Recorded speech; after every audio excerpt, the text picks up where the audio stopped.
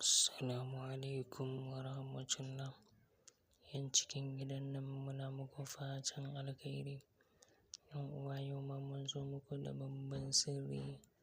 Mun zo muku da babban lakani mai ƙarfin gaske insha Allahu ta'ala. Wannan sirri da kuke gani sirri ne na mallaka. Lakani ne na mallaka mai ƙarfin gaske insha Allahu ta'ala. Du namiji saurayi albishirinka ga sirrin mallakar budurwa mai ƙarfin gaske insha Allahu ta'ala. Ko kuma namiji ne yake da wata bazawara insha Allahu ga sirrin mallakar bazawara mai ƙarfin gaske insha Allahu ta'ala. Wannan sirri da kuke gani sirri ne na mallaka mai ƙarfin gaske insha Allahu ta'ala. Du namiji saurayi da yake da budurwa yana son budurwarsa amma kuma ita budurwar tasa tana nuna masa ba ta son sa, tana nuna masa ba ta damu da shi ba, tana jajja masa aji, tana jujjuya masa baya. Idan ya zo ƙofar gidansu ma ya aika ta zo sai ta ƙi fitowa. Ko idan ya yi mata magana ta WhatsApp idan ta gani ma ba za ta mai reply ba. Ko kuma idan ya kira ta a waya sai ta ƙi ɗauka kuma idan ta ga kiransa ma ba za ta bi sawun kiran da ya mata ba. Ya rasa yanda zai yana ta so ya samu sirrin mallaka domin ya yi amfani da wannan sirri domin ya ga ya mallake budurwar nan ta dawo tana son sa. Ko kuma namiji ne yake da wacce bazawara da yake so amma bazawarar tasa tana nuna mar ba ta son sa, tana nuna masa ba ta damu da shi ba, tana jujjuya mar baya, tana jajja masa aji. Ya rasa yanda zai yana ta so ya san sirrin mallaka, ya amfani da wannan sirrin domin ya ga ya mallake bazawarar nan tasa. To insha Allah wannan sirri duk wani saurayi da yake da budurwa to wannan sirri naka ne kuma yana da matuƙar tasiri da amfani a wajenka insha Allahu ta'ala.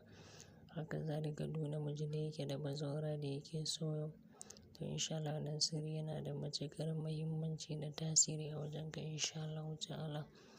Yan uwa ku danna mana subscribing, ku danna alamar ƙararrawa sannan ku yi share, ku yi liking saboda yan uwa su samu ganin wannan sirri saboda su masu amfana. Kuma ta yanda da zarar mun saki wani sirri ya riƙa zuwa muku kai tsaye insha Allahu ta'ala. Mai neman ƙarin bayani ko mutum yana so za a mar wani aiki to insha Allahu zai iya tuntuɓar malam akan wannan lambar ta WhatsApp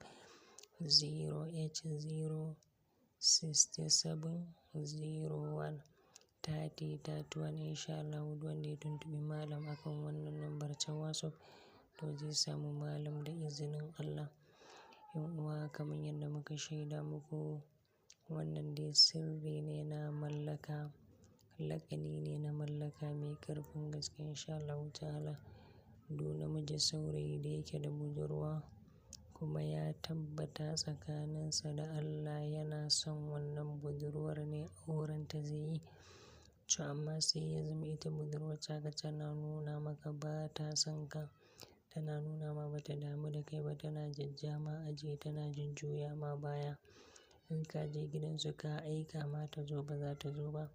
Ko in ka kira ta waya ba za ta ɗauka ba, in ka mata magana ta WhatsApp ba za ta ɗauka ba.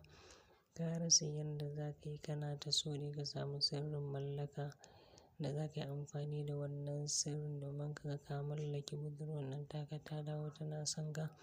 To ka yi amfani da wannan sirri za ka mallake budurwar taka.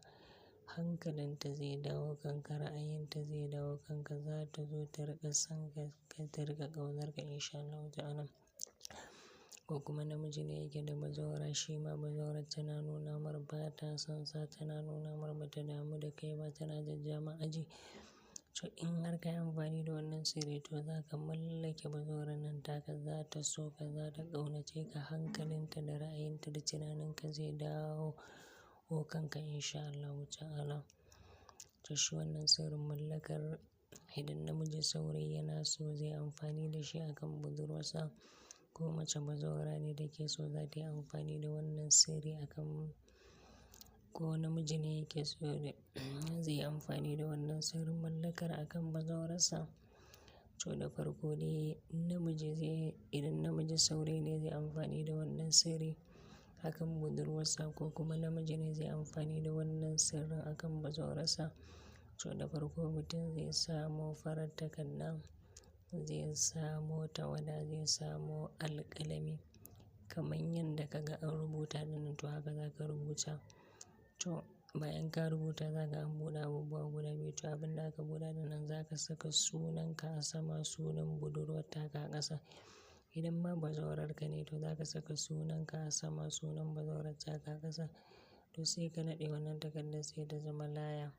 To za ka ajiye ta ne sai 12 dare yayi. Idan 12 daren nan yayi to sai ka tashi sai ka yi alwala, sai ka yi sallar nafila raka'a 4. Bayan ka yi sallama ka yi istighfari 100, hailala 100, sadaka annabi 100. To sai ka ɗauko wannan layar sai ka ɗaura ta a saman carbinka sai ka faɗi Rabbana sau 3. Bayan ka faɗa to sai ka ƙudurce niyya sai ka faɗi ya Rabbi Allah zan yi wuridin bismillahi 3000 da niyyar Allah ka mallaka min budurwata wance. To ana yin bismillahi 3000 kullum tsawon kwana 11. Rana ta 12 a samu zakaru 3 sai a yanka sai a yi sadaka. Yan uwa bisalam.